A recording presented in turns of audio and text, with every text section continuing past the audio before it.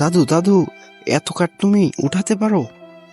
আরে, তুমি বৃদ্ধ হয়ে গেছাও না, এত কাঠ তোমার এখন নেওয়া উচিত না। দাদুর জন্য আজকে একটা কিছু তৈরি করতে হবে। এই কাঠগুলো নিয়ে আজকে একটা দাদুর জন্য গাড়ি তৈরি করব। আপনারা ভিডিওটি সম্পূর্ণ দেখতে থাকুন।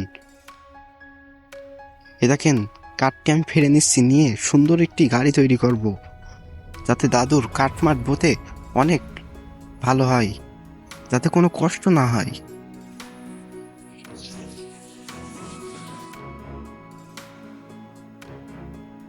আমার গাড়ির চাকা এবার ফিট করছি। এ দেখেন, চাকাটা কি সুন্দর ঘষছে। হ্যান্ডেলটা তৈরি করলাম। এই দেখেন কি সুন্দর চাকা। পিছনের চাকাটা আর একটু ভালো করে লাগাইনি, পিছনের চাকাও লাগানো শেষ। আমার গাড়ি বানানো প্রায় হয়ে গেছে। এবার দাদার কাঠগুলো নিয়ে আসবো বাড়িতে।